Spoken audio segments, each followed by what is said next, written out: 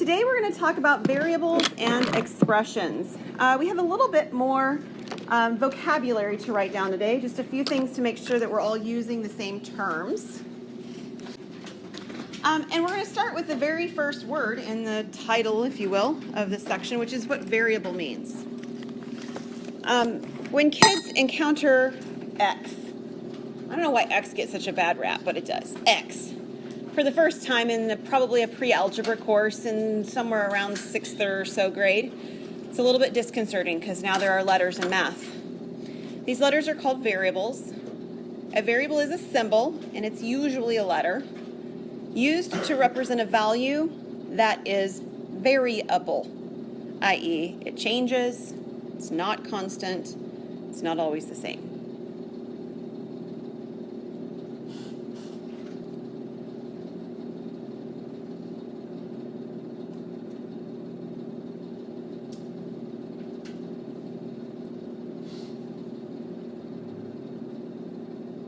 So up to this point, it's all been numbers. Numbers don't change. 1 is 1 is 1. It's always 1. Okay?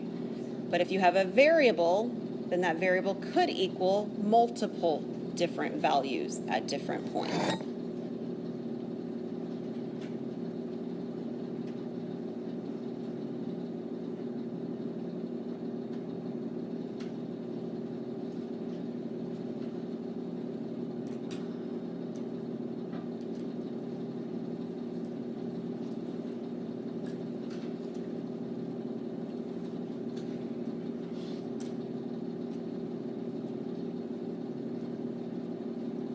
All right, just a second more maybe. A couple of you still writing, sorry about that.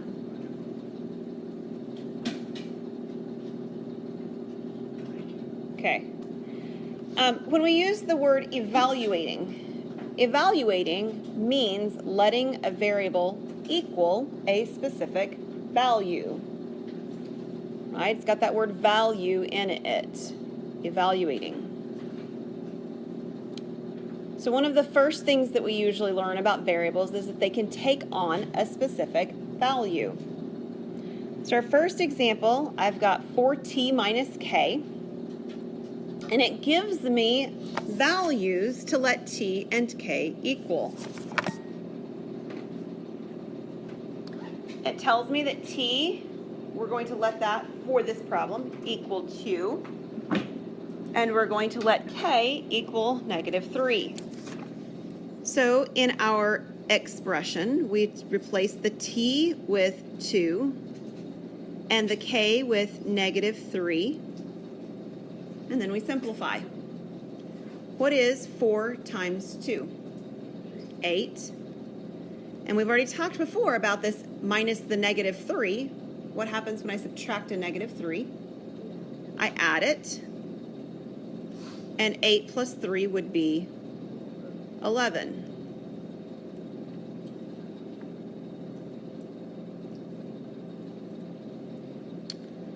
On number 2, I only have one variable, just a, but I do have it squared, so that's a little different.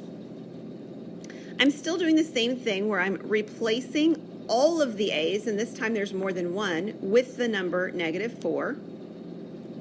So this would look like 3 times -4 squared minus 2 times -4 plus 4.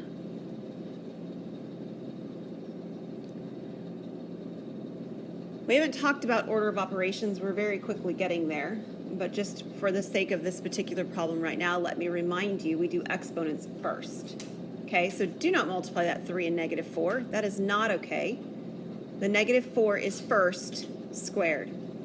So what is -4 times -4? 16. And you guys said it right as well. It's a 16, not a -16, right? I'll go ahead and just write these out, so I'll do all my multiplication at the same time.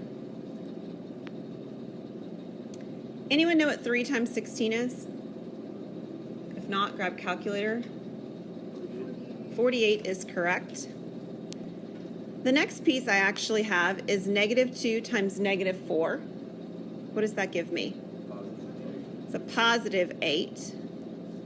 and then I have a positive 4 after that. So what is 48 plus 8 plus 4? It's 60.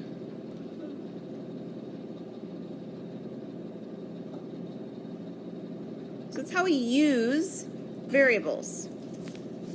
If we have a variable in an expression, we are allowed, if we're told, to evaluate it for a specific value.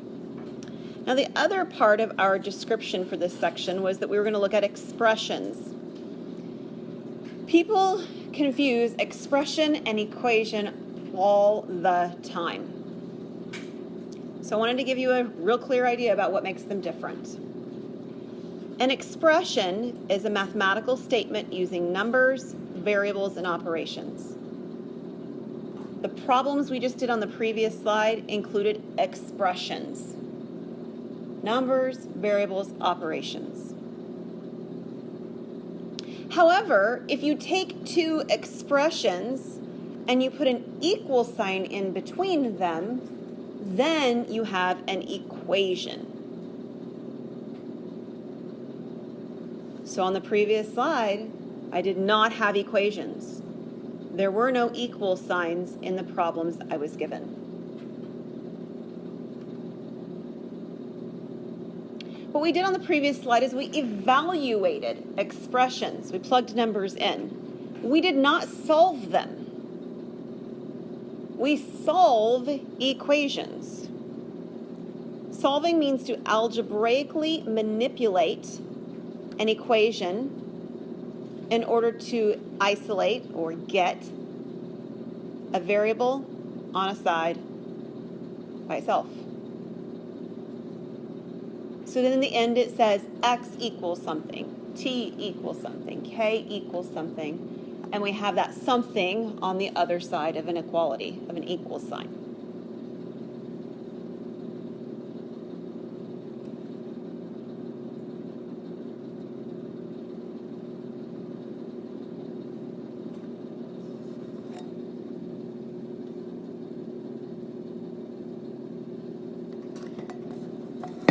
When you're done writing these three, would you just put your pencil down so I can kind of keep track of who is still writing and I don't like move on without everybody being with me, okay?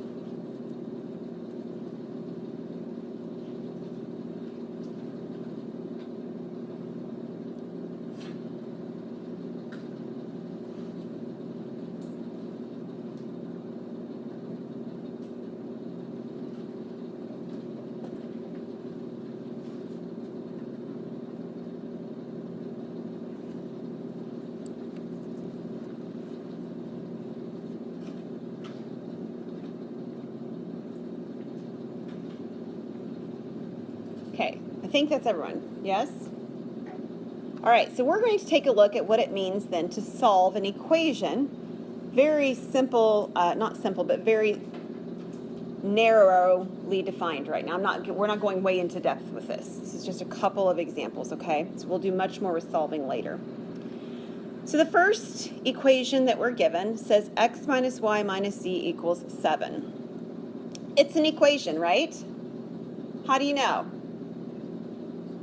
The equal sign, yeah, that's what makes it an equation. The what's on the left is an expression, x minus y minus z, that's an expression. And as simple as it is, what's on the right is also an expression, 7. And the equation is the two things being equal. We're going to try to get z alone. So that means we've got to move the x and the y to the right, or we can move the z to the right and the 7 to the left.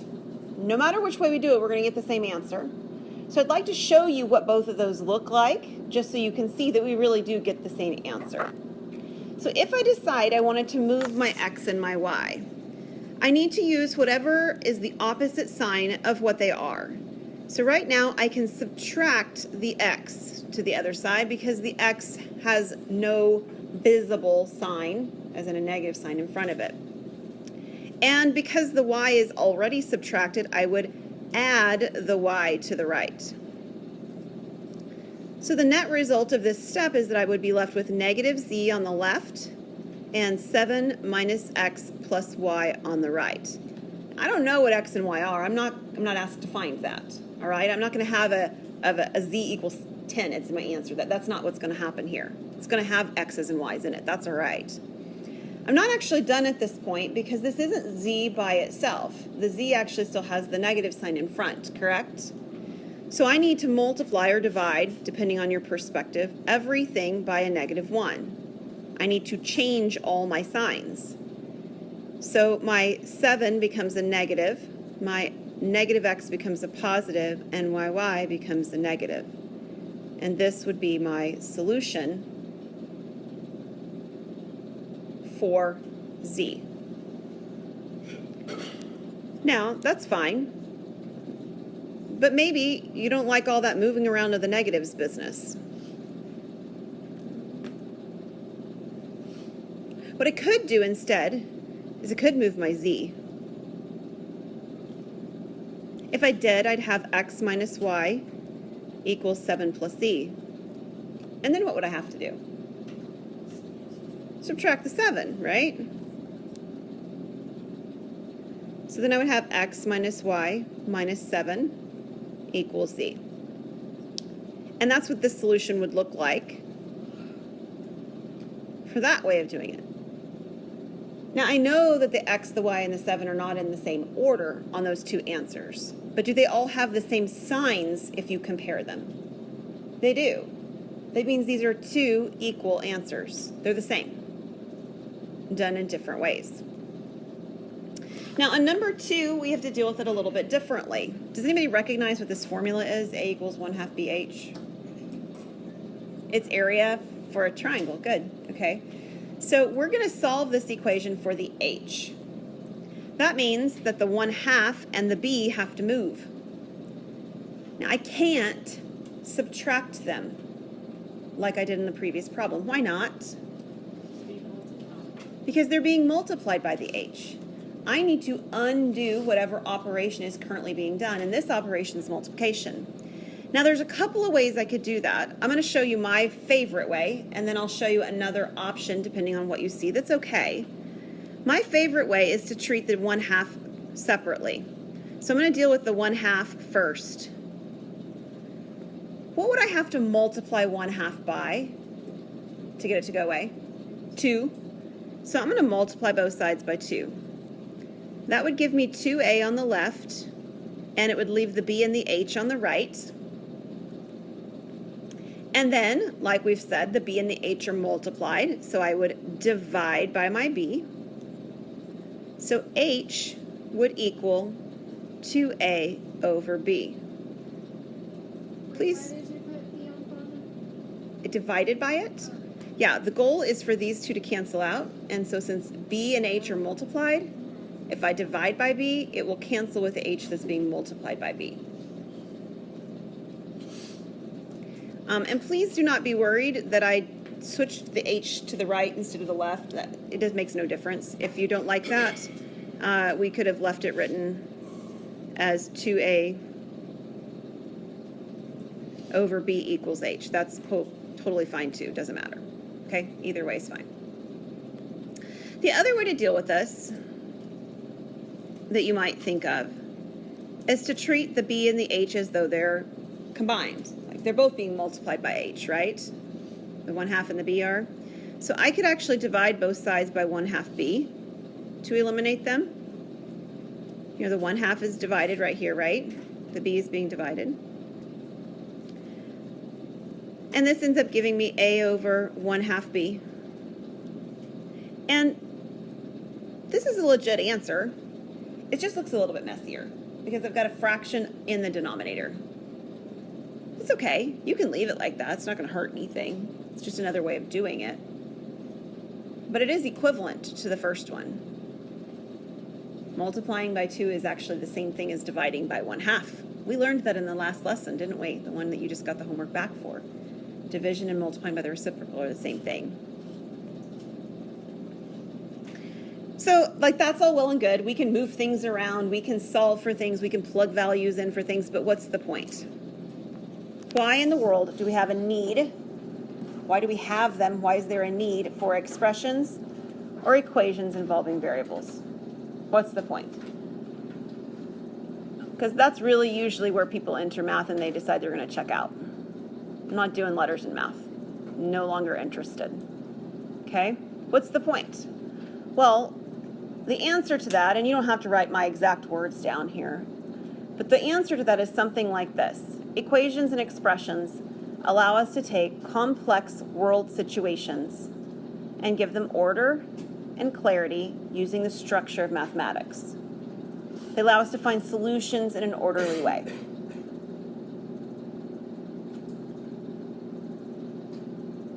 Mathematics gives structure.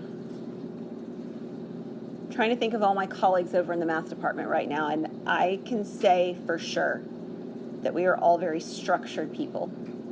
That is not true of all the professors on campus. Structure is not a part of the way everybody thinks, and I get that. But for mathematics, mathematics is a lot about structure.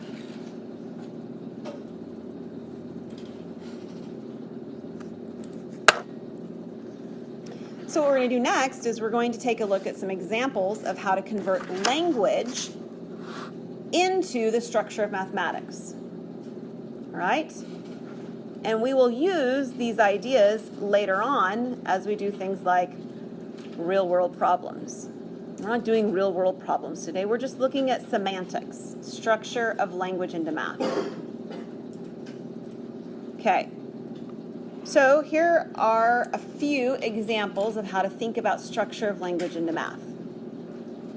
Junior has 6 brothers. Y of them went to church. Write an expression for the number who skipped.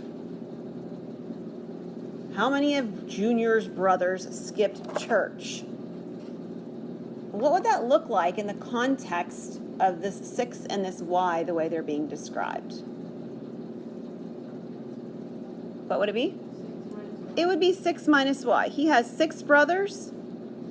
Y of them, and we don't know, maybe it's all 6, maybe it's 1, went to church. So 6 minus Y would represent how many skipped.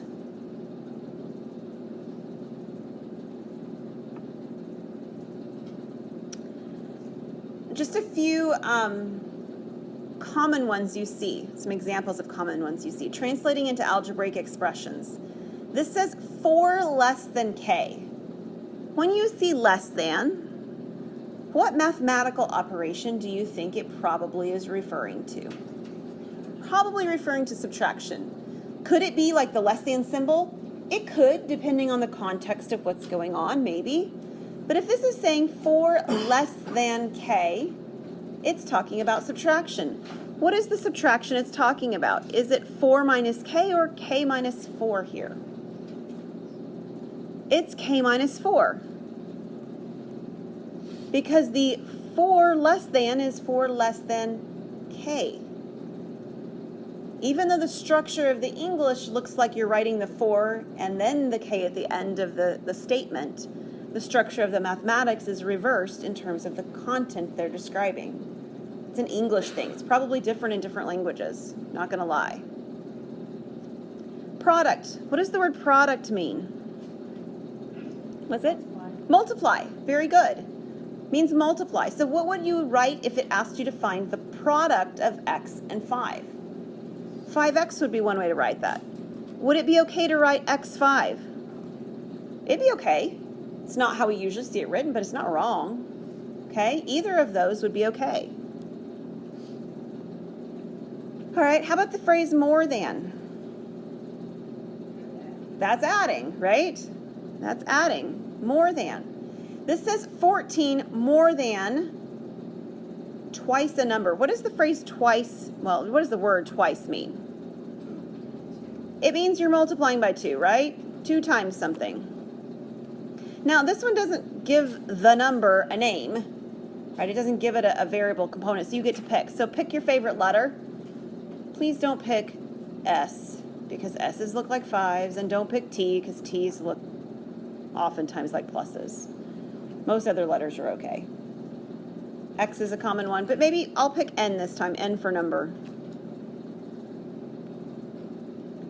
So it says 2 times a number, twice a number, that's 2n, right, like the previous part of this problem. And I can write the 2n here and the 14 here, or I could actually write this one reversed, wouldn't matter. Why? Huh? Because it's addition, right? It mattered on the first problem, on part A on this one, because of subtraction. It doesn't matter on this one because it's addition.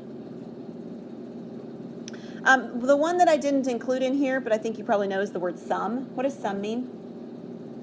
Addition. So if you saw the word sum, that would mean addition. There's going to be a few others that you might see in your homework, but this is what we're looking at for this section.